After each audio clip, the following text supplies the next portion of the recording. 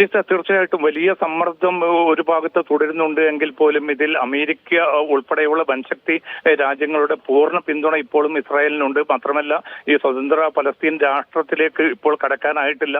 അതുമായി ബന്ധപ്പെട്ട ചർച്ചകൾ നിലവിലുള്ള സാഹചര്യത്തെ കൂടുതൽ സങ്കീർണമാക്കുമെന്ന് പറഞ്ഞ് ഇസ്രായേലിന്റെ നയതന്ത്ര തലത്തിലുള്ള ഒരു പരിരക്ഷ ഉറപ്പാക്കാനാണ് ഇപ്പോൾ അമേരിക്ക നീക്കം നടത്തുന്നത്. അതുകൊണ്ട് തന്നെ ഇസ്രായേൽ എന്നൊരു അവിശുദ്ധ രാജ്യത്തിന്റെ പിറവിക്ക് ഏറ്റവും കൂടുതൽ നിർണായകമായിട്ടുള്ള റോൾ വഹിച്ച ബ്രിട്ടൻ പോലും ഒരു പുനർവിചിന്തനം നടത്തുന്ന ഒരു സാഹചര്യത്തിൽ അതിനെ ഉൾക്കൊള്ളുന്നതിന് പകരം അത്തരം നിലപാടുകൾ കൂടുതൽ സ്ഥിതിഗതികൾ സങ്കീർണമാക്കുമെന്ന ഒരു കുറ്റപ്പെടുത്തലാണ് ഇപ്പോൾ അമേരിക്ക നടത്തി വരുന്നത്. ട്രംപിനെ സംബന്ധിച്ചിടത്തോളം ഈ നിലവിലുള്ള ഈ ഗസയിലെ ഭക്ഷ്യ സഹായം വിപുലപ്പെടുത്തും എന്നതിൽ അപ്പുറത്ത് ഈ പ്രതിസന്ധി പരിഹരിക്കാൻ ഒരു ദ്വിരാഷ്ട്ര പ്രശ്ന പരിഹാര ഫോർമുല തന്നെയാണ് ഏറ്റവും ശക്തമെന്ന സൗഹൃദ രാജ്യങ്ങളുടെ പോലും ആ നിലപാട് അംഗീകരിക്കാൻ ഇപ്പോൾ പോലും അമേരിക്ക തയ്യാറായിട്ടില്ല. അമേരിക്കയുടെ ഭാഗത്തു നിന്നുള്ള ഈ ഒരു പരിരക്ഷയാണ് ഇപ്പോൾ ഇസ്രായേലിന് ഈ യൂറോപ്യൻ രാജ്യങ്ങളുടെ നിലപാടിനെ മറികടക്കാനുള്ള ഏറ്റവും വലിയ ഒരു സഹായകമായി മാറിയിരിക്കുന്നു. അതുകൊണ്ട് തന്നെ അമേരിക്ക യൂറോപ്യൻ രാജ്യങ്ങളുമായി ഇപ്പോൾ ചർച്ച ആരംഭിച്ചിട്ടുണ്ട്. കാരണം ഈ സ്വതന്ത്ര പലസ്തീൻ രാഷ്ട്രത്തെ പിന്തുണയ്ക്കുകയാണെങ്കിൽ അത് ഒരു സെമിറ്റിക് വിരുദ്ധമായിട്ടുള്ള സമീപനമായിരിക്കും. അത് ഇസ്രായേലിന്റെ താല്പര്യങ്ങൾക്ക് മാത്രമല്ല യൂറോപ്പിന്റെ താല്പര്യങ്ങൾക്കും ഗുണം ചെയ്യുകയില്ല എന്ന് പറഞ്ഞുകൊണ്ട് ആ യൂറോപ്യൻ രാജ്യങ്ങളെ ഇപ്പോൾ എടുത്തിരിക്കുന്ന നിലപാടിൽ നിന്ന് പിറകോട്ടടിപ്പിക്കാൻ സാധിക്കുമോ എന്നാണ് ഇപ്പോൾ അമേരിക്ക പ്രധാനമായിട്ടും ആലോചിക്കുന്നത്. പക്ഷേ സൗദി അറേബ്യയും അതോടൊപ്പം തന്നെ ഫ്രാൻസും ചേർന്ന് കഴിഞ്ഞ 2 ദിവസം മുമ്പ് നടന്നിരിക്കുന്ന UN പ്രത്യേക സമ്മേളനം, ആ സമ്മേളനത്തിൽ ഏതാണ്ട് 125ഓളം രാജ്യങ്ങളാണ് സ്വതന്ത്ര പലസ്തീൻ രാഷ്ട്രത്തിന് പിന്തുണയ്ക്കാനുള്ള ഒരു തീരുമാനം അറിയിച്ചിരിക്കുന്നത്. എന്തായാലും സെപ്റ്റംബറിൽ ചേരുന്ന UN പൊതുസഭാ സമ്മേളനത്തിന് മുമ്പ് തന്നെ ഇത്തരമൊരു പ്രഖ്യാപനം നടത്തുമെന്നാണ് ഇപ്പോൾ ബ്രിട്ടൻ അറിയിച്ചിരിക്കുന്നത്. അതല്ല എങ്കിൽ ഗസയിൽ അതിനു മുമ്പ് തന്നെ വെടിനിർത്തൽ രൂപപ്പെടുത്തുകയും അവിടുത്തെ സ്ഥിതിഗതികൾ മെച്ചപ്പെടുത്തണമെന്ന നിർദ്ദേശമാണ് ഇസ്രായേലിന് നൽകിയിരിക്കുന്നത്. പക്ഷേ ഇസ്രായേലിന്റെ ഭാഗത്തു നിന്ന് ഈ പ്രസ്താവനയെ അടിമുടി വിമർശിക്കുക എന്നതിലപ്പുറത്ത് അവർ മുന്നോട്ട് വെച്ചിരിക്കുന്ന ഈ ഉപാധികൾ തങ്ങൾ അംഗീകരിക്കുകയില്ല എന്ന ഒരു കൃത്യമായിട്ടുള്ള വിളംബരം കൂടിയാണ് ഇപ്പോൾ ഇസ്രായേൽ നടത്തിക്കൊണ്ടിരിക്കുന്നത്. അതിന് അവർക്ക് പ്രചോദനം നൽകുന്നത് അമേരിക്കയുടെ പൂർണ്ണമായിട്ടുള്ള പിന്തുണയുമാണ്. അതുകൊണ്ട് അമേരിക്കയെ തിരുത്താതെ യൂറോപ്യൻ രാജ്യങ്ങൾക്ക് അല്ലെങ്കിൽ അമേരിക്കയ്ക്കെതിരെ എത്ര ശക്തമായിട്ട് എത്ര കാലം മുന്നോട്ട് പോകാൻ സാധിക്കും എന്ന ചോദ്യം കൂടി നിലവിലുള്ള ലോക സാഹചര്യത്തിൽ സ്വാഭാവികമായിട്ടും ഉയർന്നു വരുന്നുണ്ട്.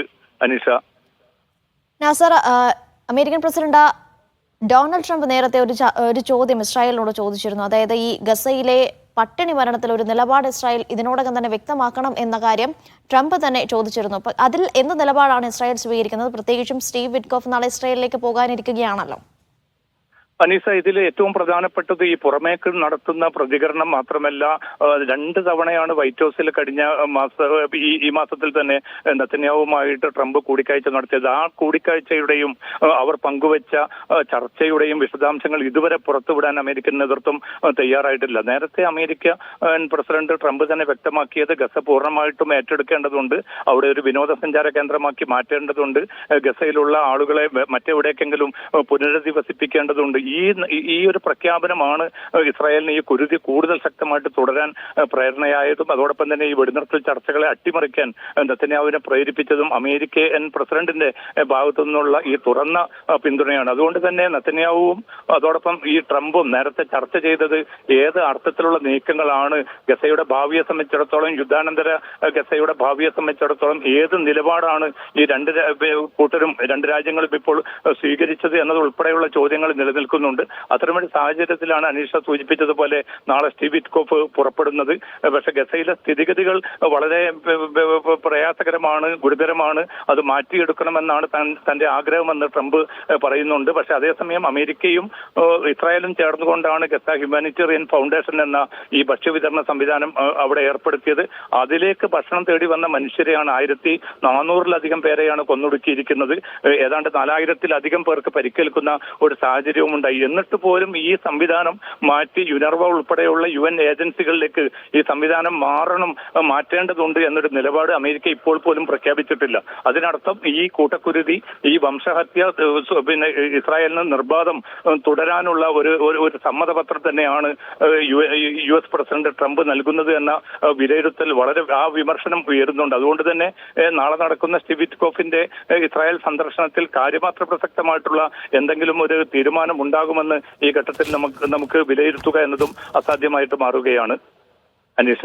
ശരി, MC നാസറാണ് വിവരങ്ങൾ നൽകിയത്.